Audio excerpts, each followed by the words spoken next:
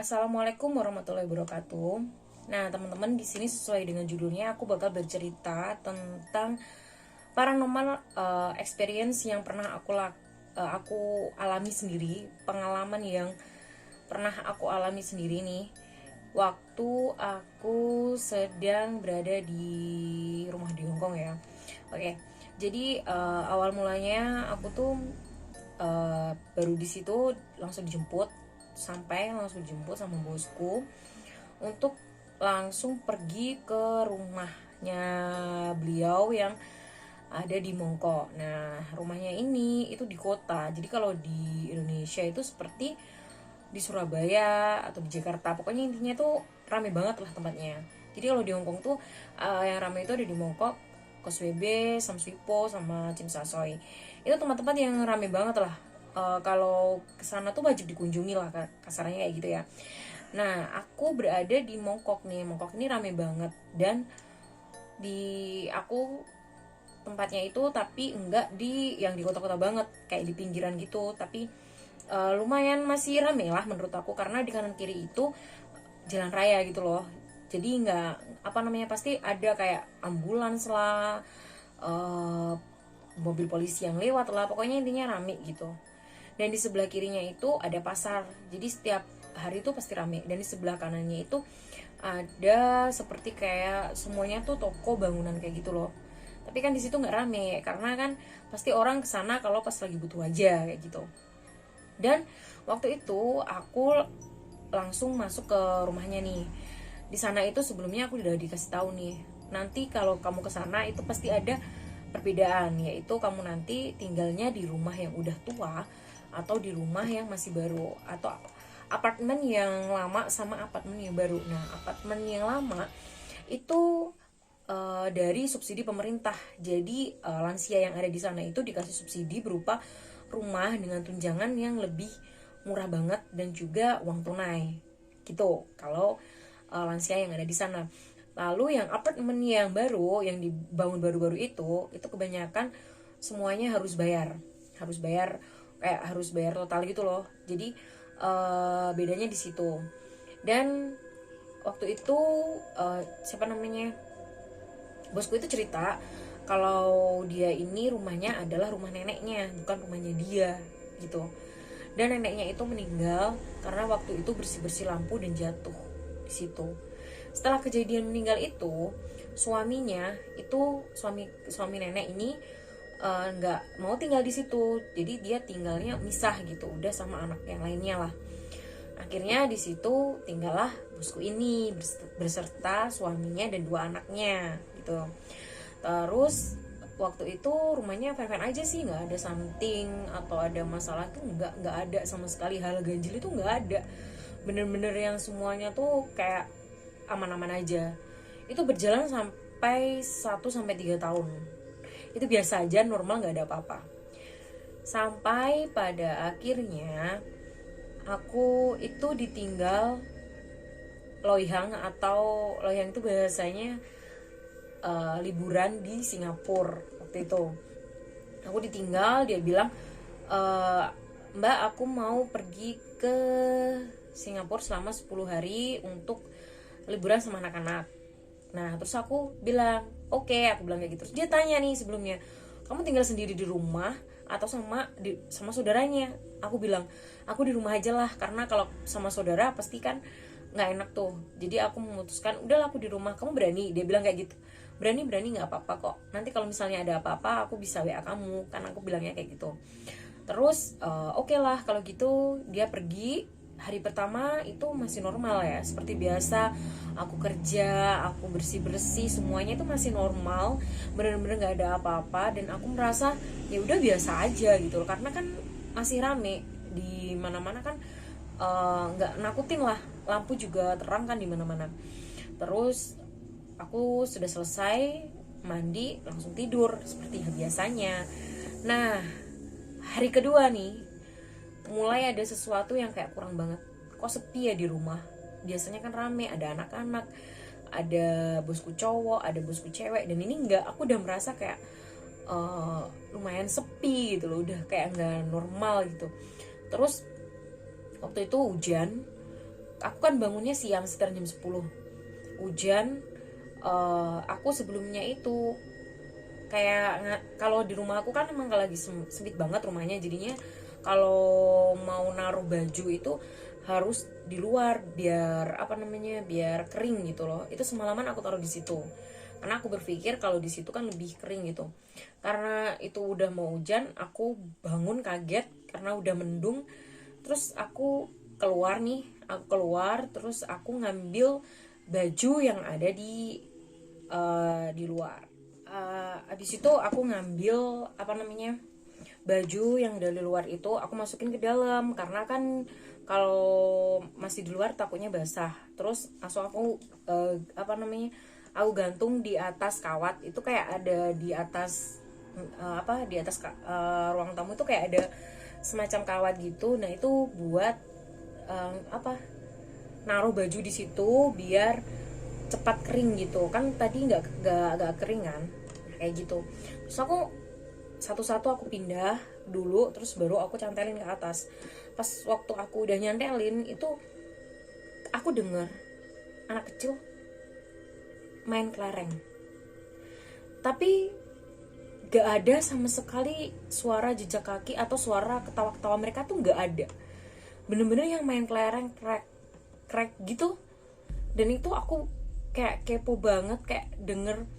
Dan ini bener-bener nyata banget gitu loh. Kayak kan di atas aku kan emang dia tinggal kayak ada anak kecil gitu sih, biasanya emang kayak gitu. Tapi ini nggak ada yang anak-anak itu main-main, yang ketawa-ketawa, yang ada apa, mereka lari ke sini ke situ, nggak ada sama sekali.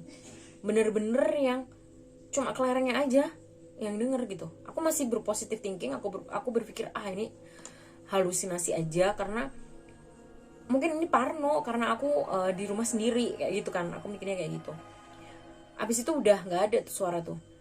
Terus tiba-tiba ada kayak suara garuk dari dalam tembok tuh, kayak ada suara kerak gitu, kayak gini loh, kayak digaruk gitu, gitu, kerak gitu. Nah aku masih berpikiran mungkin itu apa, anak-anak kecilnya rese gitu kan. Aku masih berpikiran kayak gitu. Terus lama kelamaan suara itu kayak ada di kuping aku gitu loh, kayak membekas gitu loh, kayak apa namanya, kayak aku tuh imajinasiku tuh ada cewek yang garuk-garuk gitu loh di situ, kayak suaranya tuh makin krek gitu. Udahlah parno aku langsung telepon adikku buat nemenin, biar aku tuh pikirannya nggak ke situ terus gitu. Habis itu udah nih, aku udah lupa, aku turun ke bawah, aku cari makanan. Nah aku cari makan nih ke bawah pasar kan, ke pasar, ke toko Indonesia. Aku datang ke situ, habis itu pulang aku nyiapin makanan di dapur karena kan aku makannya di dapur, nggak di luar kan. Aku makan nih udah sampai 10 menitan lah sambil liatin HP, sambil ketawa-ketawa sama adikku. Tiba-tiba itu kayak ada suara yang lempar dari luar di jendela, cetak satu kali. Aku berpikirnya mungkin air AC nih. Air AC kan emang sering kayak jatuh gitu kan, apalagi ini musim panas. Walaupun tadi abis hujan, biasanya orang sini tuh nggak bisa gerah gitu loh. Terus abis itu aku berpikiran kayak gitu, aku cek nih ke arah suaranya. Aku masih nggak takut, bener-bener yang kayak penasaran gitu kan, karena aku berpikirnya mungkin tadi halusinasi aja, walaupun sebenarnya takut ya. Kayak 3 kali dilempar ke jendela, 1, 2, 3, sampai bener-bener kayak intens gitu loh suaranya, kayak tek tek. Tapi lama kelamaan kayak orang main bekel, tau kan main bekel, kayak anak kecil main bekel kayak gitu. Tapi itu bekelnya itu bekel kayak batu, jadi kayak lebih cetak gitu loh, kayak gitu. Terus aku cek keluar, nggak keluar, maksudnya ke jendela yang sumber suaranya itu ternyata ada di toilet. Jadi toiletku itu ada kayak jendela kecil gitu loh, itu buat ventilasi udara. Nah waktu itu aku langsung cek, nggak ada apa-apa. Kalau misalnya air jatuh itu pasti kayak ada semacam ini tuh apa namanya, air gitu, air AC. Itu nggak ada, benar-benar nggak ada. Kalau misalnya sampah apa yang kayak jatuhnya tek tek kayak gitu, kecuali itu air. Kalau air AC aku percaya sih gitu loh, tapi ini nggak biasanya kan bekas di jendela gitu kan, jatuhnya airnya itu. Ini enggak, sama sekali bener-bener nggak ada. Dan waktu itu aku udah nih, udah bener-bener parno. Aku langsung apa namanya, makan lagi. Habis itu udah selesai, aku buru-buru mandi, masuk ke kamar, masukin semua barang-barangku di kamar. Terus semuanya lampu aku nyalain, korden aku tutup, bener-bener itu aku di dalam. Laptop semua aku hidupin karena aku butuh suara-suara itu gitu loh, biar pikiranku nggak takut kan. Kayak gitu. Terus akhirnya mempannya itu aku jam 3 baru tidur. Dan setelah itu tetap aja kayak ada memori-memori yang kayak ada yang ngawasin gitu loh. Di situ tuh ada yang ngawasin kayak gitu. Besok paginya aku bangun, ini lebih ke yang parah dari yang kemarin. Yang kalau kemarin itu mungkin perkenalan ya, kalau yang ini tuh bener-bener yang agak seru nih. Aku coba untuk positive thinking. Aku tapi telepon terus sama adikku, aku nggak mau ditinggal gitu loh, biar pikiranku itu nggak kemana-mana, biar aku tuh ada temennya gitu, kalau ngobrol apa biar nggak takut kan. Terus waktu itu aku langsung bersih-bersih semuanya, aku bersihin dari pokoknya semuanya, biar aku tuh pikiranku nggak fokus ke sesuatu itu gitu loh. Nah terus abis itu aku sarapan itu ada kayak orang yang manggil nama aku, dan itu yang tahu cuma bosku gitu loh. Tetangga aku siapa di sini nggak kenal tetangga gitu loh. Terus manggil satu kali, aku kayak siapa sih, mungkin perasaan aku aja. Dan kedua kali langsung aku ngeliat CCTV nih, karena emang biasanya bosku ngobrol itu kadang lewat CCTV kan. Terus aku langsung WhatsApp bosku, bos, kenapa kamu manggil aku nggak ngomong yang kamu tadi manggil aku nggak sih kayak gitu, enggak, karena aku tuh pengen jawabannya itu langsung gitu loh, iya aku tadi manggil kamu kayak gitu. Ternyata enggak kok, CCTV-nya nggak aku hidupin, cuma nancep aja, tapi dia nggak hidupin lewat HP gitu loh, jadi nggak on kameranya. Terus aku cek, oh iya ternyata nggak on gitu. Terus siapa dong yang manggil aku tadi, siapa kayak gitu. Terus aku ngomong sama bosku, tadi kayaknya ada yang manggil, aku kirain kamu, kan biasanya lewat CCTV, aku bilang kayak gitu. Terus dia bilang enggak lah, bukan aku kayak gitu. Terus siapa, masa iya di rumah kamu ada setan? Aku berpikiran kayak, aku langsung ngomong kayak gitu, bercanda gitu sama bosku walaupun takut ya. Terus bosku, kamu itu cuma takut karena di rumah sendiri gitu. Terus aku bilang enggak sih, ya udah lupain aja, aku bilang kayak gitu. Karena memang orang Cina itu kayak nggak percaya gitu loh sama cerita-cerita mistis kayak gini, tuh nggak percaya mereka gitu. Terus ya udahlah, aku udah mulai biasa aja, aku lanjutin makan lagi. Tapi aku masih berpikir itu tadi apa dan siapa yang manggil aku. Sampai ketiga kalinya itu bener-bener nyata kayak di belakang sini kayak ada yang manggil. Dan adekku ini masih hidup ya, nanti next time kita bikin video sama dia.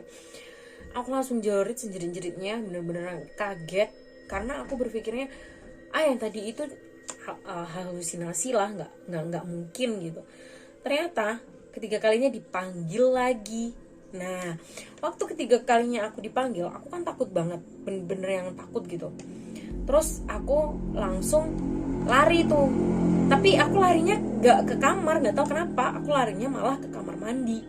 Nah waktu sebelum aku jalan ke kamar mandi nih, kan kita tuh punya mata ekor nih. Aku dulu kan gak hijaban ya, ada mata ekor di sini nih.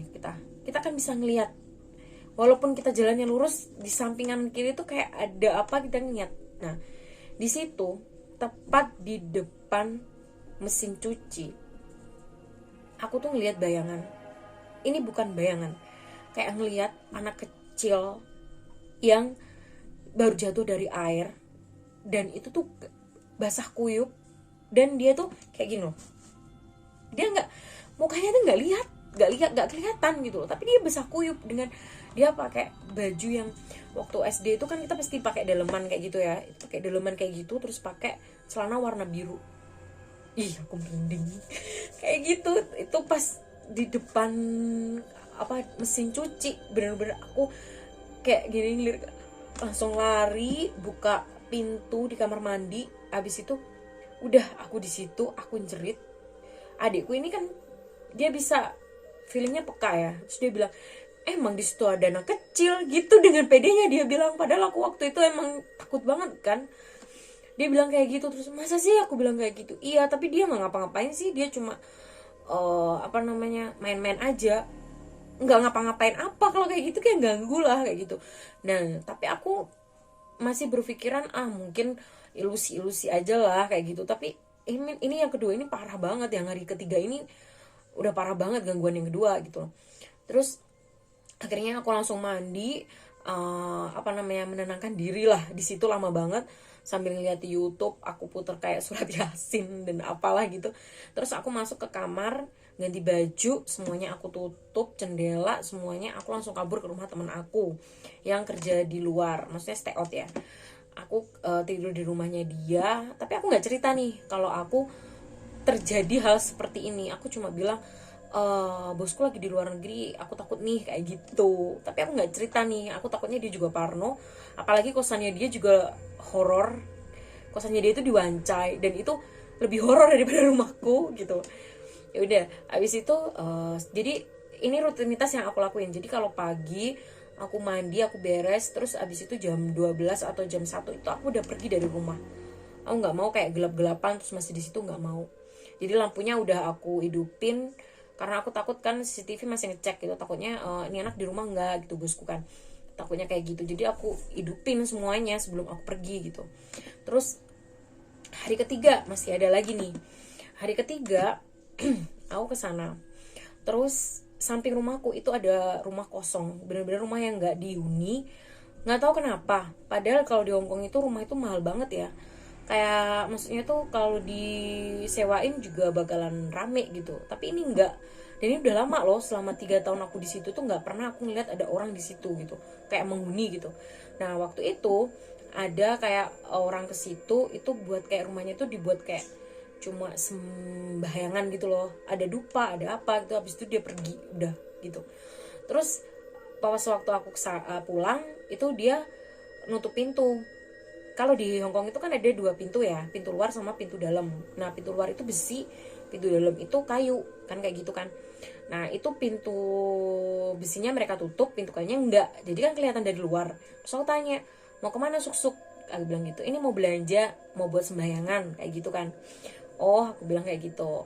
Terus kamu dari mana ya, basa-basi kayak gitulah, karena kan udah kenal. Karena aku sering ketemu sama dia ya pas bersih-bersih rumah itu gitu loh. Terus udahlah aku masuk ke kamar. Aku langsung masuk ke rumah, bukan ke kamar, ke rumah. Dan aku pun juga ngebuka pintuku yang dari yang pintu kedua, pintu kayu itu aku buka karena aku takut. Jadi kalau di luar itu aku mesti bisa ngeliat kayak gitu kan.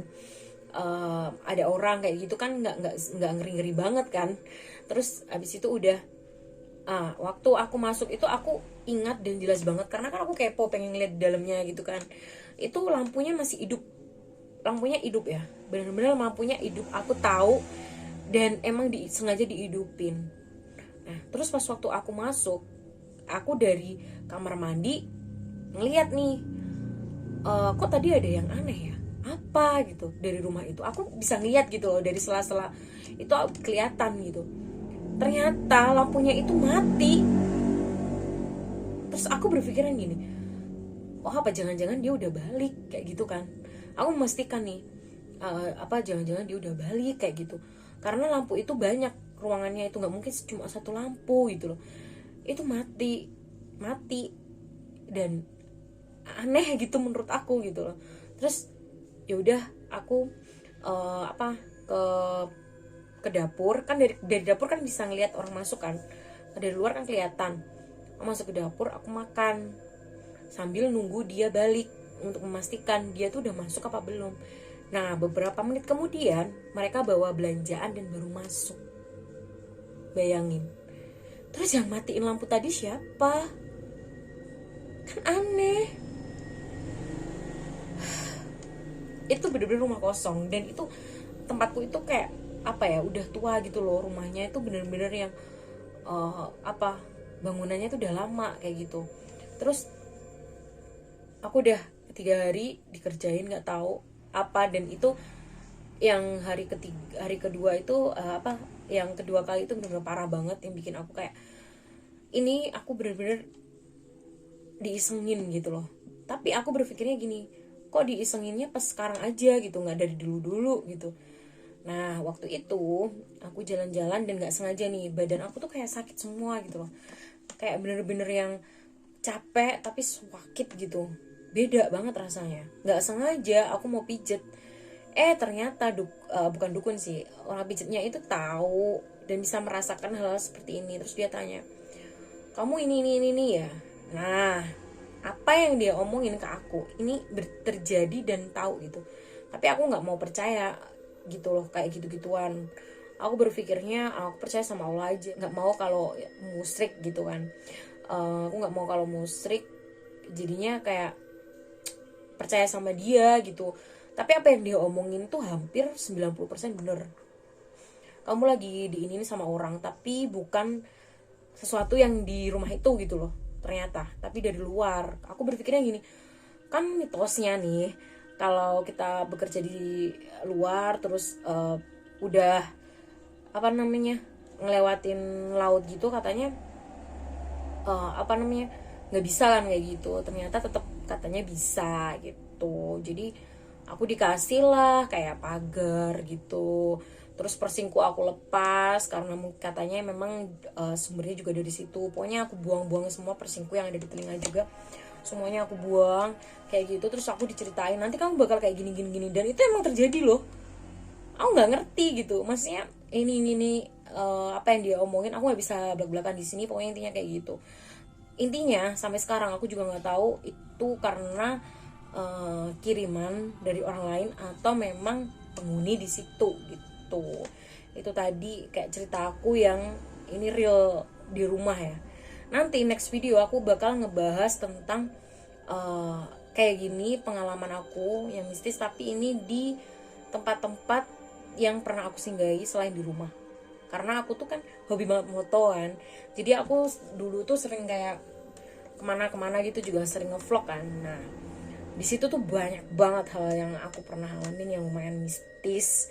Jadi buat teman-teman nanti jangan lupa Kamis selanjutnya kita bakal ngebahas mengenai pengalaman mistis yang pernah terjadi di sini, di mana di Hong Kong, tapi itu di lokasi yang berbeda.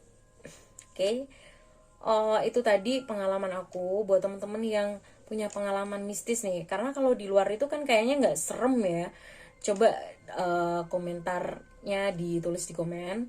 Nanti kita bakal ngebacain. Emang ada nggak sih apa kalian ngalamin hal yang pernah aku alamin kayak gitu.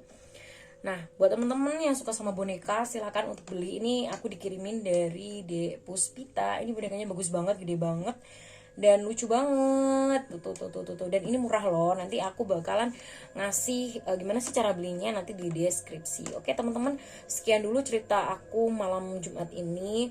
Buat teman-teman pastikan untuk selalu dari pengalamanku ini ya, ada hal positif. Pastikan untuk sebisa mungkin kita ibadah, karena orang itu kita nggak pernah tahu gitu loh. Dan dimensi mereka dengan dimensi kita tuh pasti masih bertautan kan. Jadi biasakan untuk beribadah, minimal zikir lah. Jadi ketika kita bertemu dengan sesuatu yang ganjil seperti yang aku alamin ini, minimal kita ada tamengnya kayak gitu. Jadi mungkin aku waktu itu emang kurang ibadah juga, jadinya gampang digituin kan. Nah semoga aja dari pengalamanku ini nggak terjadi yang lebih ekstrim lagi kayak gitu kan.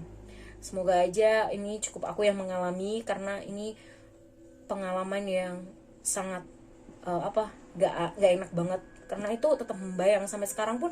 Kayak ngerasa apa ya, bayangan anak kecil itu masih ada gitu loh, kayak apa, aku bener-bener kayak bisa ngeliat terus kayak gitu ini anak gitu, kayak ada sesuatu yang belum selesai gitu, tapi aku nggak tahu itu apa dan aku nggak mau nyari tahu gitu. Aku selalu doain entah anak itu siapa buat kamu, atau siapa kamu, ataupun semoga nggak ini sih, nggak ganggu juga, dan semoga apa yang belum selesai itu bisa segera diselesaikan, dan aku cuma bisa ngasih doa buat kamu, semoga lekas membaik lah, karena aku tahu kayak ada sesuatu yang belum selesai di anak kecil ini kayak gitu. Aku ngerasanya kayak gitu sih. Setelah kejadian itu aku lebih peka loh terhadap sesuatu yang kayak gitu. Jadi oke, pengalaman yang lumayan gak enak itu udah aku ceritain. Next, jangan lupa untuk melihat video selanjutnya. Assalamualaikum warahmatullahi wabarakatuh.